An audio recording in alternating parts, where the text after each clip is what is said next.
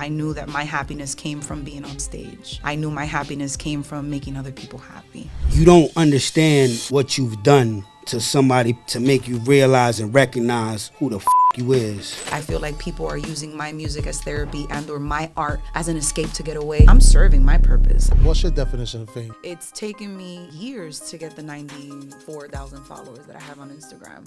I never paid for bots, so I am my biggest critic and my biggest competition. How did you venture into movies and things like that, being a dancer? I'm supposed to be doing the Choliseo in Puerto Rico, and he was like, I need like dancers. He had seen what I was doing with my burlesque productions, and he was like,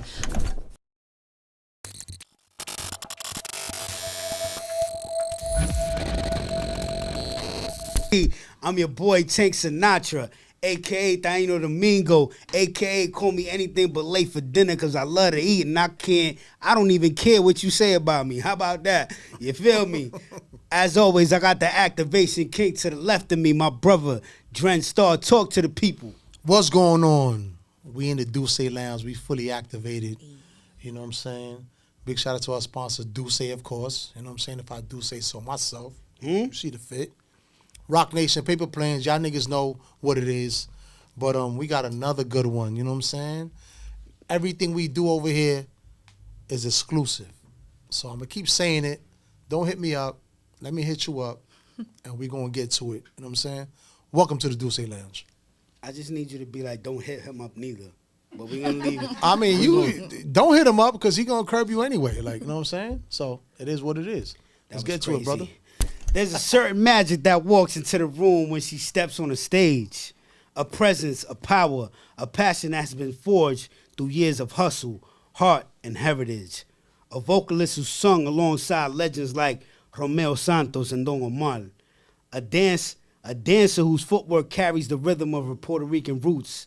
An actress who can light up a scene with nothing more than a glance. She got a glance, y'all.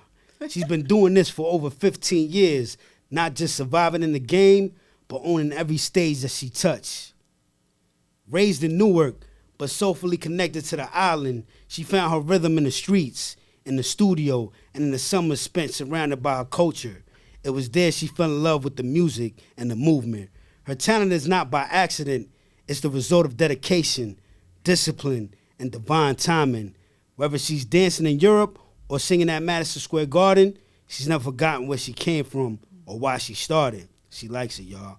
She's taken the stage at Lincoln Center, the Barclays, and lent her voice to icons like Sergio George, Olga Tañón, and Tito Nieves. She's been on films, on international tours, and even brought the heat to London's Magic of Salsa Kingdom. And if that wasn't enough, she's creating her own lane too, producing boundary-pushing shows like Fibre, blending burlesque and Boricua brilliance into something unforgettable. With the self-titled debut album dropping October 2024 and landing straight at #1 on iTunes Latino albums, she's only just getting started. The voice is still rising, the message is still deep, and the mission is still going. She's not just representing herself, she's carrying little girls with a dream and the guts to chase it. She's paving a legacy, one note, one dance, one story at a time. She is Grizel Del Valle, better known as La Chachi. Bang dame. bro, Bang dame. I need that.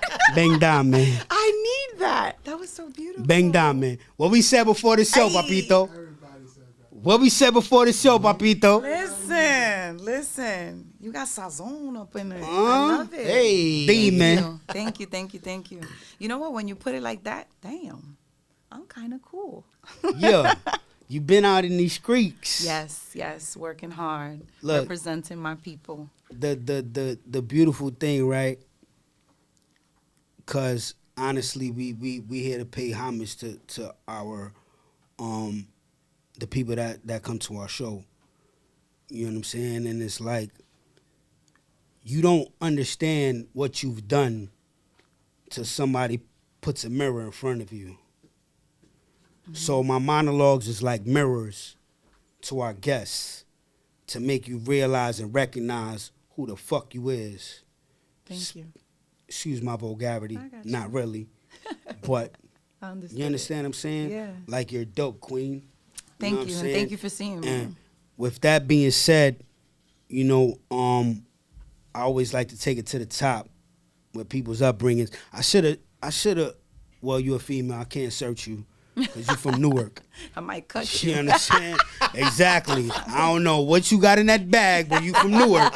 We should have did a metal detector check before your ass walked in the studio. In the bag. No. You understand what I'm saying? But I have one of those jokes where it's like in my bag, got a razor blade right here, Papa. Like, beat oh, them. dang. No, I'm Beat joking, them. I'm joking. You see what I'm saying? The fact that she Puerto even Rican knows and that from is Newark. wild. Listen, Puerto Rican and from Newark, and she about 5'2", nigga. 5'3". My With bad. the bun. That's See why what I I'm put saying? it up there. It's my always crown. a toxic trait where anything is that short. But with that being said, all jokes aside, Queen, get the people a background check on how you grew up and everything, your evolution when you was a child. Yeah, so I grew up in Newark, New Jersey, with a family that loved music, a family that loved house parties, a family that loved sports, competitive things like beauty pageants and stuff. And my mother raised me by herself with the help of my grandmother and my godmother. And I always say that those three women have been my pillars in, the molding and the evolution of what I've become, right? Because they kept me grounded. They still keep me grounded. They put me in anything and everything that you could have possibly thought of in order for me to not have enough time on the streets. Like, they wanted me entertained. So I was a baton twirler. I played softball varsity for 4 years, but I played for 8 years total. I played the trumpet. I was in the choir. I was in beauty pageants. I like, what didn't I do? And so they made sure, they used to make us compete within ourselves, like our cousins, like talent shows, like who's the best dancer, who's the best like performer, interviews, like fake interviews, like, okay, what's your talent? Talk to us. And we would have to walk up to the table of judges and kind of like, it was like 7 of us. And we would like, I was always Marimar, Thalia, or Olga Tañón, or Gloria Trevi. A mí me gusta andar de pelo suelto. Like, little as hell, 7, 6, 5. You still little as hell. I know, man. shut up. But we ain't gonna talk about my height. I'm tall in spirit. That's what matters, okay? I'm tall in spirit. No, so they loved like putting us on the spot. And believe it or not, I was the baby of the family. And so I grew up around, like, my cousins were all way older than me, like 4 or 5 years older than me. I was like the baby. And I was also the baby cry of the family, right? Because I was la nena, right? And so apparently my cousin's alibi and what they say is that I would always win the competitions and the talent shows and stuff because the judges knew that I was going to be a crybaby about losing. You look like a spoiled brat. But let's be honest, who's the entertainer now? Who's the one freaking gracing these stages? Who's the one with the mad talent? Who's the one all over the world? Not saying that my cousins aren't great in their own, I feel like I got a snap. No, but right, After like you said all that. No, but I'm like, yes, I was the baby cry, but there was something there, and they didn't know that they were planting seeds, and they were doing something for the grown-up Chachi now to be comfortable, and be comfortable when I'm put on the spot, and be comfortable when I have to speak in public, and be comfortable with my skin and who I am as a person, as a woman. So they didn't know what they were doing for me, but it's to my advantage, and so I grew up in that house full of love, full of music, full of talent, and like dope, genuine competition. I remember they used to do dance battles, and now that I look at it, I'm like, it was to tire us out. Y'all wanted us to take a nap, take your ass and to go sleep. the fuck to sleep. Like y'all but they used to give like they That's used to the be like, all right, melatonin in the back in the days. Yeah, they used to put a song and be like, all right, let's see who dances it the best, and then they were judging, and then you would get like 50 cents for dancing it the best, and then they put another song, and it's like, okay, so we were the kids that when we would go to these parties of adults, we weren't running around, we weren't jumping and going crazy, we were literally on the dance floor, and then we were sleeping by the coats and by the speakers, but we were like we behaved. We was partying with the adults. So growing up in that type of environment, like obviously, like I said, definitely planted the seeds, and I take them with me everywhere I go, and I take Nork with me also everywhere I go, because I'm not a privileged person where I come from money and like granddaddy money and or that Silver kind of spoon. lifestyle. No, so I remember walking to school and seeing prostitutes. I remember walking to school and seeing, drug dealers and or gangs and or violence and or stolen cars on the block and or shootouts on the block. It's unfortunate, but it is part of my story. And as educated as I am or became, right? Like, I also have that street smart, and that's something that Nork gave me, and I like that because I'm not like, like, like in my own little world, even though at times I can be, but I know when I'm in my own little world, I have to be in a safe environment. I know that the moment I step out my house, it's like another persona that comes, like it's somebody who's aware of her surroundings. Like when I go into a club, I'm aware of my exits. I look at everything. And I feel like Nork gave me that. So I don't take it as an insult when people are like, oh, she's from Brick City or she's, nah, to me, I take that shit. Like, that's with me. I got the key to my city. I'm dope in my city. I keep repping for my city, and I love it. I mean, it's evolved and it's come a long way, but it's also has had a lot of influence on who I am, So, and Brick City is, it's molded me because, for example, I was Latina all the way through high school. And then when I got to high school, I went to a school of the arts. Unfortunately, this school was the type of school where you could only have one major. So I'm coming in there on some auditioning for trumpet, acting, dance, vocal, TV production, and I wasn't going to do TV production. And the reason I did it was because my guidance counselor in elementary school was like, Grizel, you do everything already. Like, the only thing you haven't done is TV production and communications. She was like, so why don't you try to, like, put that under your belt, too?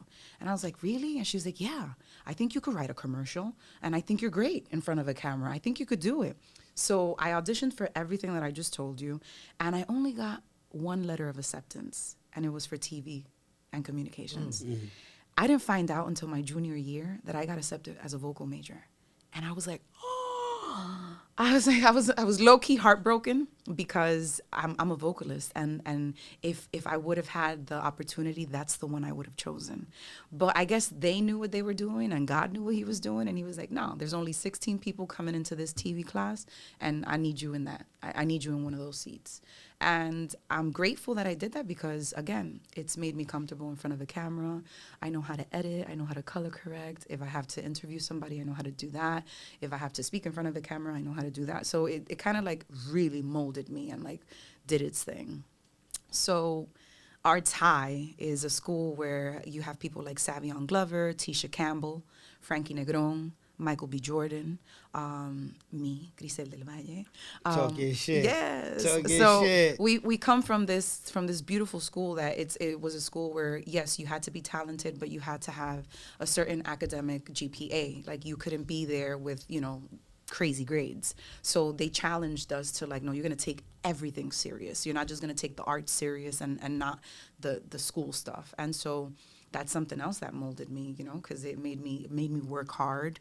I remember I almost failed a class one time, and I was like, oh my God, my world's going to end. But it showed me the responsibility of like, in the real life, you have responsibilities, and you have to like, when you sign up for something or you give your word or you sign a contract, you have to deliver.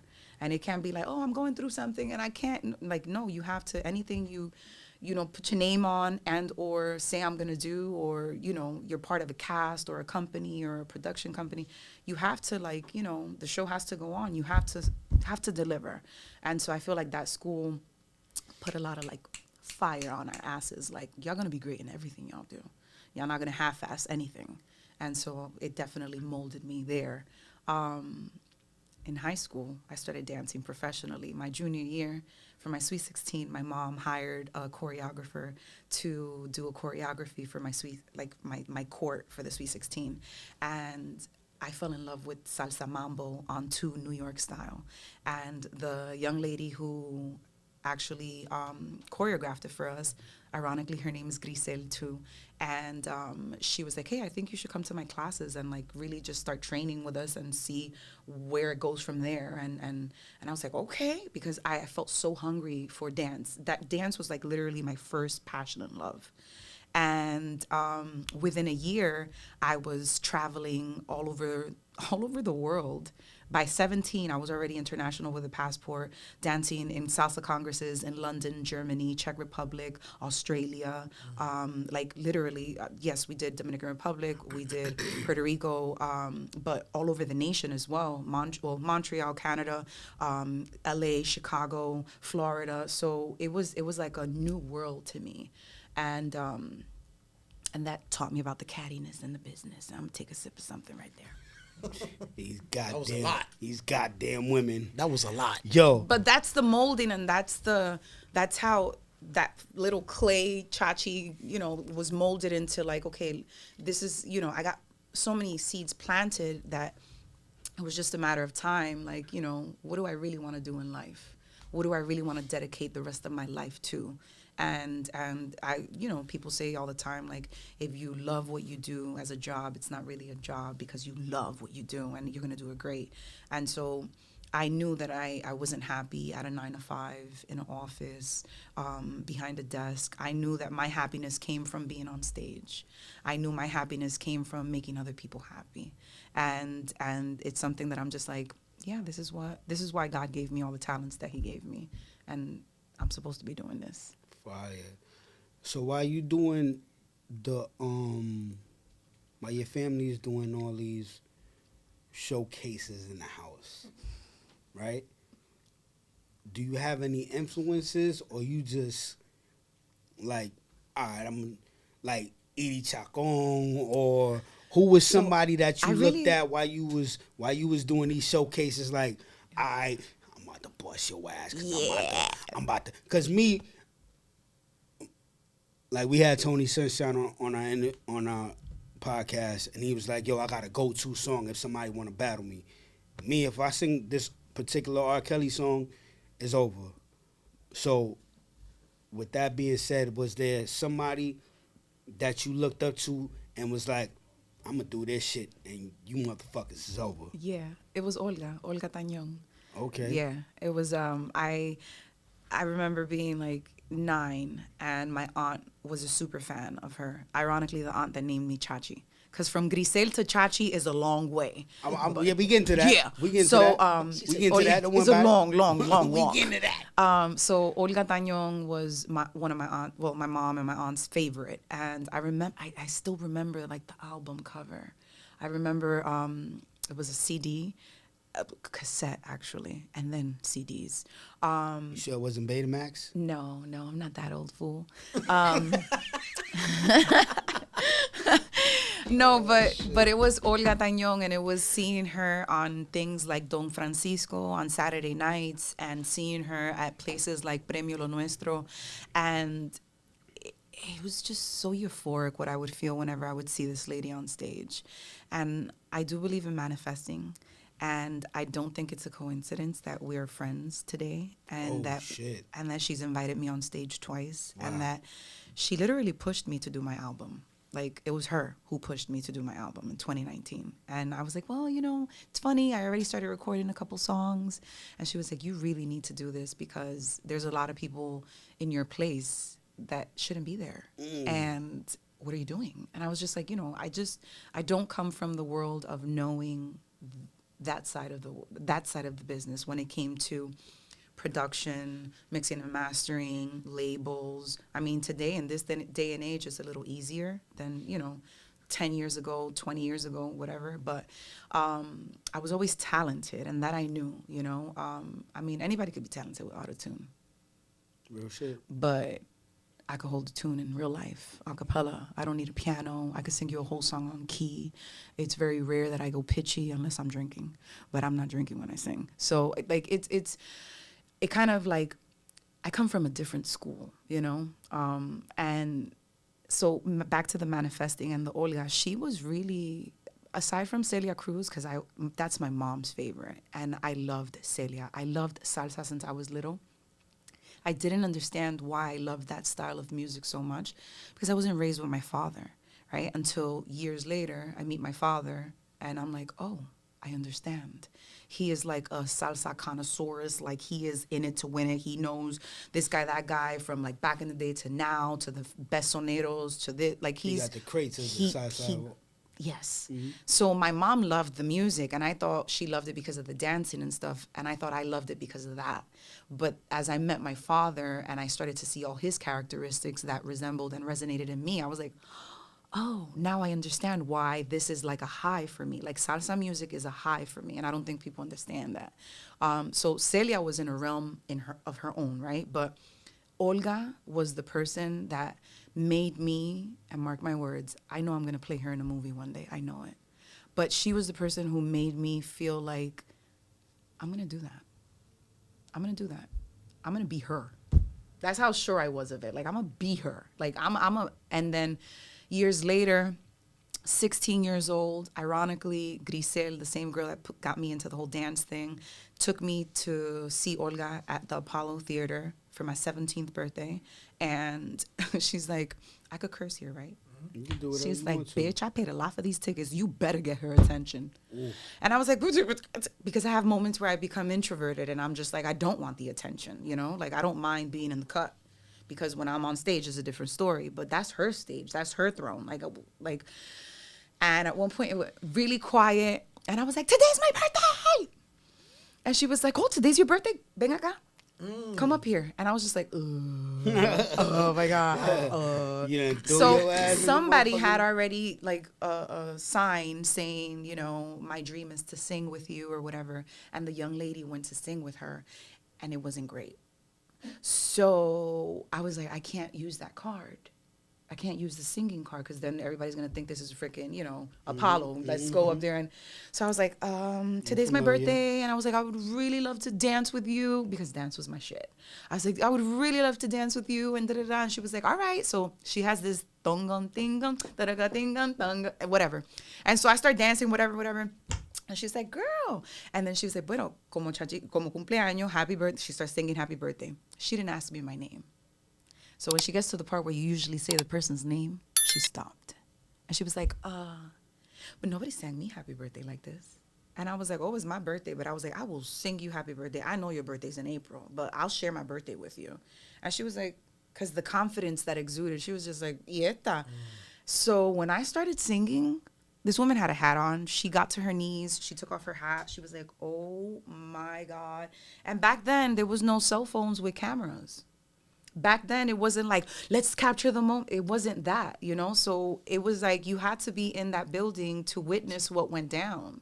And that's something that for so many years, I was like, darn. That would have been a viral moment. God, it would have been a viral moment. Like, why? And I was 17. I was on the Apollo at that? A baby, right. New York, Apollo, a Puerto Rican girl from Brick City, Olga Tañón, her freaking idol, all this other stuff. And I was just like, damn. So I sang happy birthday for her, and she was like, you know, she at the end, she was like, what's your name? And I told her my name, and she was like, you know, there's a lot of, like, rumors and words out there that I have competition, and I have competition because Giselle was out around that time. But Olga would always, like, win every award any category she was in, she was sweeping it. And so she was like, a lot of people say that I have competition, this, that, and the other. She was like, this girl right here, she's my competition. Wow. And I was just like, and I never forgot that. I was like, you know what? I'm gonna take that one with me. Fast forward 15 years later. Her publicist and I are friends because I was working with Don Omar at the time, and he used to work with Don from time to time. And he's like, Chachi, Olga's gonna be at Foxwood. Do you want tickets? Of course I want tickets. Of course. And he was like, come, I'm gonna give you 2 tickets. Just get there and whatever. So I asked my homegirl about me. I was like, you want to come with me to see Olga Tañón? She was like, absolutely. So I was like, perfect. I went. I bought her flowers. We're driving from Jersey to Connecticut. It was like maybe 2.5 hours. And I got a flat on the way there. And somebody who was driving next to me honked the horn and was like, bro. And I lowered my window, and he was like, you got a flat. Like, your tire is like on the rim. Like, you got to pull over. And I was like, So I tell my homegirl, I'm like, look for a tire shop quick, because it was already like going towards the evening. And we had a stop at a gas station, and we found a tire shop who put my spare on for me. And I drove the rest, like the last hour, I drove it on a spare tire. My homegirl was like, you sure you want to go? And I told her, I was like, you know what? I'm not missing this. I'm not going to miss this moment. I said, and sometimes we get these obstacles put in our way because something great is coming. And it's like you're being tested to see if you really want what you say you want. Real shit. And I didn't even know. I was just preaching without even knowing I had a word. And she's like, then let's go. Con Dios y la Virgen. I drove super slow because I'm like, at this point, you know, I don't want to risk our lives and be crazy just to get there on time. I'm like, I know concerts are usually like 2.5 hours, 3 hours. I'll be fine. Time. I'll be fine, right? Like, yeah. So we drove nice and slow. We park. We get there, and my boy David is like, Did you get here? And I was like, yeah, I've been sitting down. I'm sitting down. And he was like, where the hell did they give you these tickets? And I was like, I'm in row J, whatever. And he's like, I'm going to go get you. And I was like, okay. He came to get us, and he sat me on the second row, dead center, like in the middle, like strategically placed. And Olga's like, Chachi. And I was like, oh my God. Like a fangirl moment. Like I couldn't even, I was like, oh my God, I can't, oh my God. She's like, you're late. And I was like, I'm not late. I was like, I got you these flowers. So I go up, she was like, you was with Don Omar, that's why you late. I was like, no, I left that motherfucker for you. I'm here for you. And so she's like, she was like, you know, for those of you who don't know Chachi, she is an incredible talent. Like you guys need to like experience this girl at some point, because she's it. Like she's it. And she said the same thing. Like she should be in like, you know, places where these other girls are at. Without naming names, she names a lot of them. And a lot of them. I know they swallow heavy when they see her talk about me like that. Like, damn. But anyways, so I give her flowers or whatever, and I was like, I love you so much. Thank you so much. And I'm like, I'm gonna go back to my seat. So I literally get into my little girl mode. I turn into that 9-10-year-old all over again. And I'm just like flabbergasted at this icon, incredible woman and talent and force on stage. They call her La Mujer de Fuego for a fucking reason, bro. They really, really do. And she's like, she's about to start a ballad. She brings up her, they were doing all these merengues and stuff, and then they bring up her guitarist and they bring up a stool, and she's about to start her ballad, and she's like, Chachi, te la sabe. And I wasn't even capturing that she was talking to me, because that's how I was just like, yeah. And it wasn't until my homegirl was like, Cha, if you know it. And I was like, huh? And she was like, te la sabes. And I'm like, yeah, because I know all her shit. So I'm like, yeah. And she's like, come. And I was like, huh? She's like, come sing it. I was like, so Brick City came out. I didn't even go through the stairs. I was like, dang, got on stage real quick in my jeans and stilettos, my soacates. And I get up there, and for a second, I have a moment where I'm like, oh shit, I don't have in-ear monitors on. It's a big. Foxwood is huge. And there's no floor monitors because everybody has in-ear monitors. And I'm like, oh shit. You ain't got nothing in front of you. Oh shoot, I don't have in-ear monitors. But I didn't, it was probably the devil trying to fuck with me. Like, it was like insecurity, you know, insecurity. Let me doubt. Let me put that in your head real quick. And I did like this to her. And she was like, desde hoy. I was like, he prohibido a mis ojos. And it just came out, and she literally left the stage and left me up there singing with her whole band and her guitarist, and came back after the song was almost done and finished the song with me. And that whole place was just like, everybody started clapping. And guess what? I had my moment 15 years later, and cell phones have cameras, and it became a viral moment. And it blew up on TikTok. It blew up on Instagram. And it's just, again, I got transported to that little girl that was so inspired by this woman on stage. And I could do that. I could definitely do that. And so having her co-sign me and or give me that, like, yeah, you can, is that's all I needed. So how long were you taking it serious before you got that look? Or were you even? I mean, you were, because you on the road, you were dancing, right. but you were on the road for dancing, not singing. I was on the road for singing. Okay. Yeah, I was on the road for singing with Don Omar and with Romeo.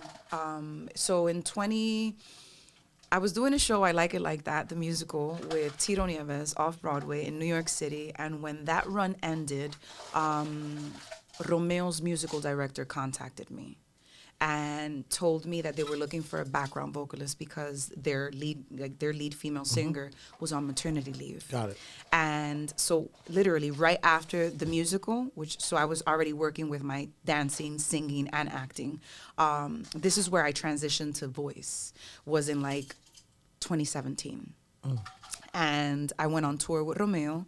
And then while I was doing that, I Like It Like That show, Don Omar hit me up and was like, I'm so proud of you. Because him and I have so many mutual friends, and we've crossed each other's paths so many times in the industry, but we had never worked together. He saw me producing my burlesque shows. He saw me doing what I was doing, and he was like, I'm so proud of you. You know, like, keep rocking. And Romeo, I think Romeo's people calling me was what got Don Omar inspired to call me, like, hey, you want to sing backgrounds? Like, I need some support. And I was like, well, what do you need? He was like, well, I'm supposed to be doing the Choliseo in Puerto Rico. And he was like, I need, I'm trying to like get dancers, set up, like there's a set design, this, that, and the other. He had seen what I was doing with my burlesque productions. And he was like, I want to do a live band. And I was like, I got all that. Let's go. Hurricane Maria happens.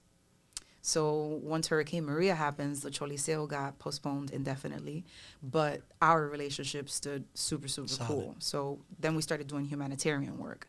From the humanitarian work, he's like, I'm supposed to be going on tour. He's like, in Mexico, I got a couple of dates in the U.S. and South America. He was like, are you interested in doing background vocals for me? So you started popping doing background vocals, and then it led you to... Yeah. Okay. Yeah, because ironically, everything that I had done prior to singing background vocals for Romeo, I feel like people feel like I made it when I started singing background vocals for Romeo. And I'm like, y'all motherfuckers didn't see half the shit I just did.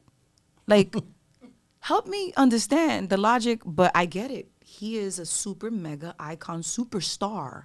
Did that like fuck with you a little bit? Like, and there's nothing wrong with doing that because there's levels to this shit. Mm-hmm. But the fact that you have that talent where you could go off without being a background singer, but that's part of paying dues.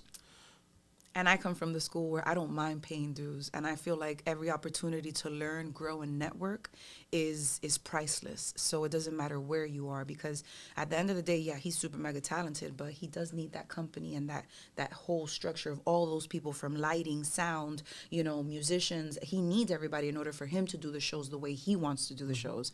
So when I started working with him, background singing, I honestly didn't, they were paying well. I didn't take it as anything. If anything, I was manifesting on that stage. And I knew that where he was, I wanted to be. And I was like, I can do this. The same way I saw Olga and was like, I could do that. Being on stage with Don and with Romeo, I was like, I could do this. Like, I could so do this. I know how to captivate a crowd. I know how to entertain. I sing. I dance. I could move people without touching them. I could, I have the charisma. Like, I'm comfortable. I'm more comfortable on stage than I am in the real world.